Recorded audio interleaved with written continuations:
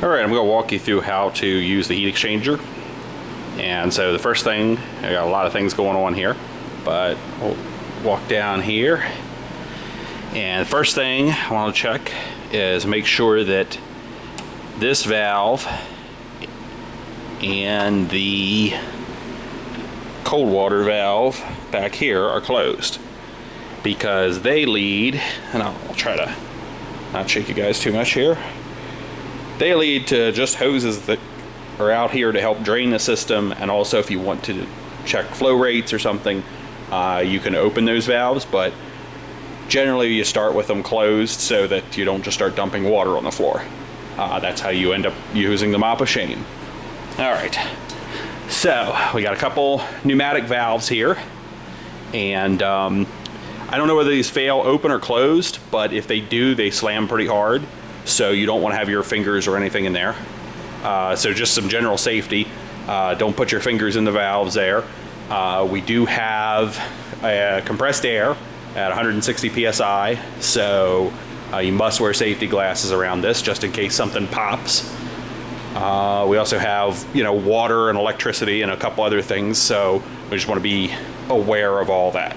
So over here we got a couple valve controllers, and to open these there is a key, and you would just put it in this little slot and turn it, and it opens it up.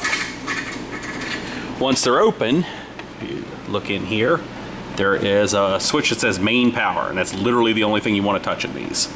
So I've turned on this one. Sorry, I know this is bouncing around a lot. And turn on that one. Okay, now if you notice, the valves have a hot and a cold. See, hot and cold. And so you're going to control each of the valves for the hot water and the cold water here. I'm going to go ahead and lock these back up. When you're done, you want to turn these off, but you don't want them just sitting there flapping open. Now there's numbers on here that correspond to pretty much nothing, so you probably don't want to use those. Okay, back here you have the house water system, and so you'll notice both of these valves are on. And when you shut down at the end of the night, you need to make sure to close both of those.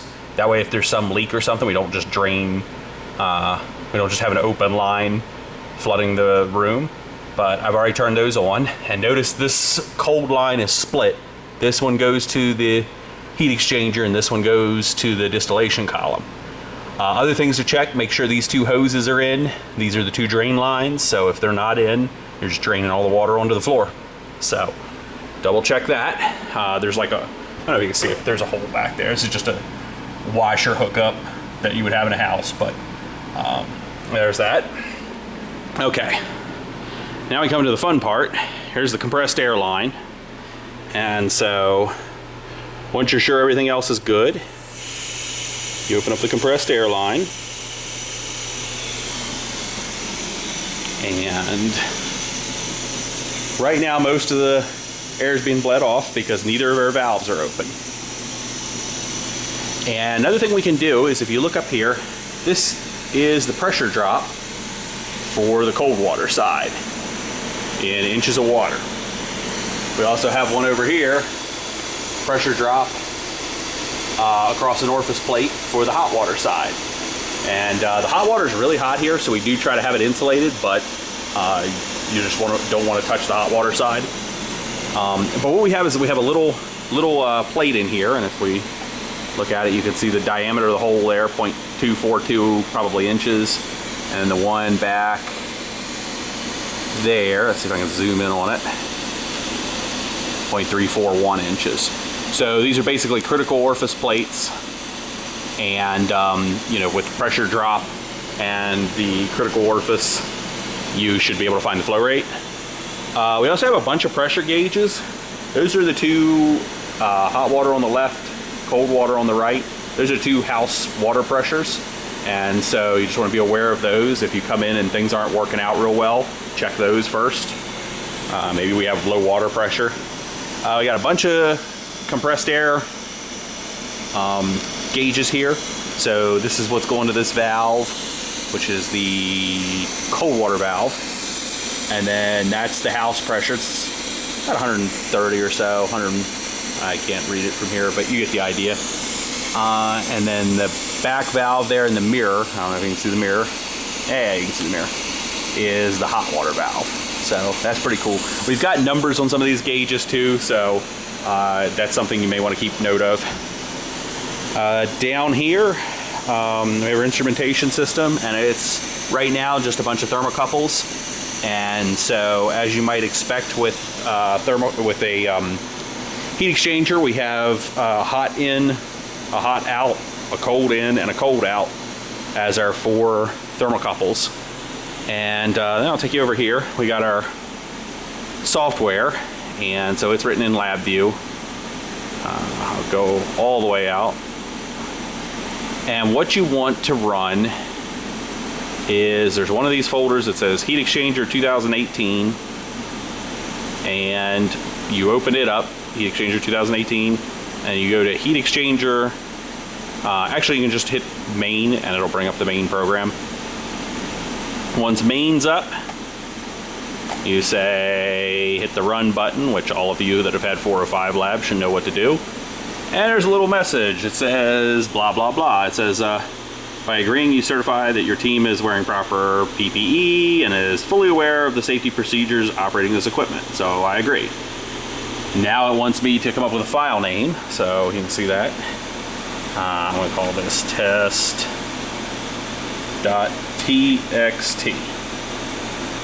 Okay. And now we're running.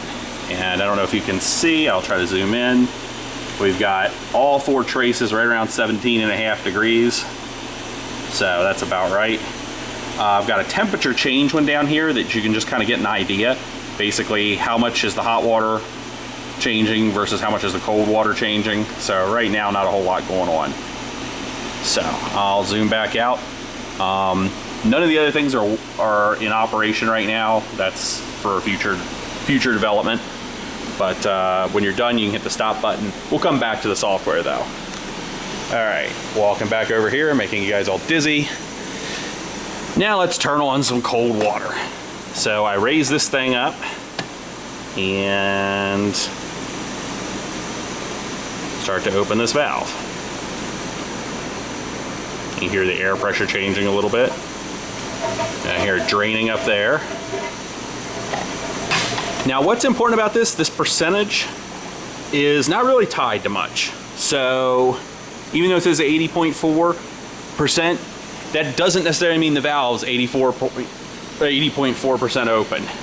The number you need to watch is this pressure drop, because these valves aren't really calibrated to anything. It may be that they don't open at all till they're at 50%, and then they may close completely at 80%. I don't know.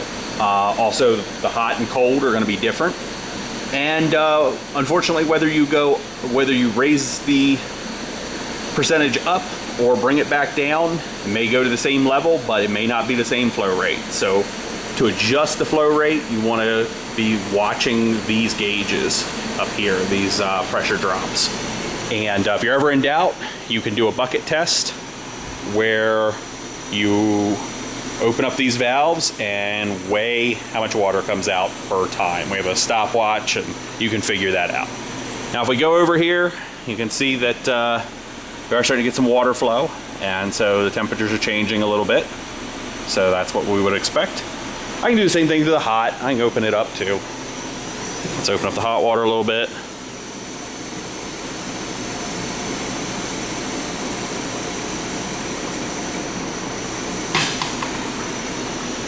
So now I got cold water flow,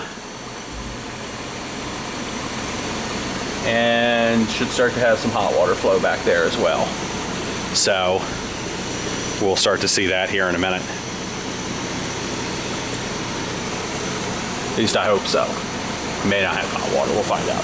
It's climbing slowly. Okay, so we'll start to see all these guys changing, and that's basically how this works. Trying to think if there's anything else. Okay, so say we're done with our experiment. We're done with running the heat exchanger. So I'll go through the shutdown. So we go over here, walking back over the valves again. Drop these guys.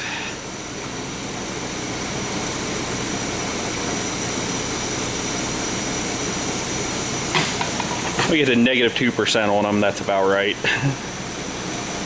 Shows you how accurate it is. The valve is -2% open, so, you know. Okay, those are both shut down.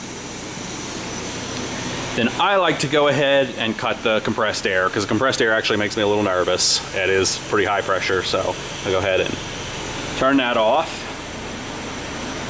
And you'll hear it draining.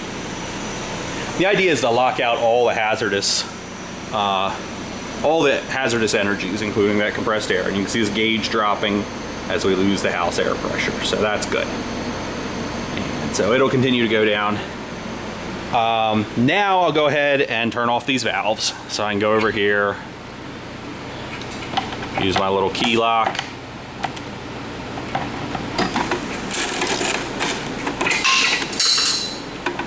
That one's off.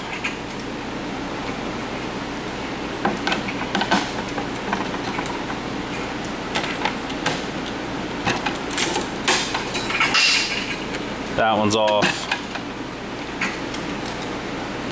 Okay, so at this point I've locked out the air, I've locked out the electric, and I still need to lock out the water, and unfortunately this table is inconveniently in the way, but now the water's been turned off as well.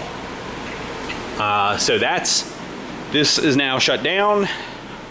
I can go over here and hit the stop button. Program stops. Now I go out to where I saved. I'm gonna make sure I save this from my last change. Save. Okay. Then we'll go out here and go to heat exchanger. Just misspelled. Sorry. Actually, where did I put the data? Did I put it in these data? Anyway, we'll find it. Yeah. Okay. So since you get to pick the location, pick something that makes sense. If I click on that file, it'll open up and you can see all the data. Now it doesn't look like it lines up right now, but when you import it into Excel, it'll line up. And don't worry about the some of these columns. You really just care about the times and the temperatures for now, because those are the only things working. So that's it. That's the heat exchanger.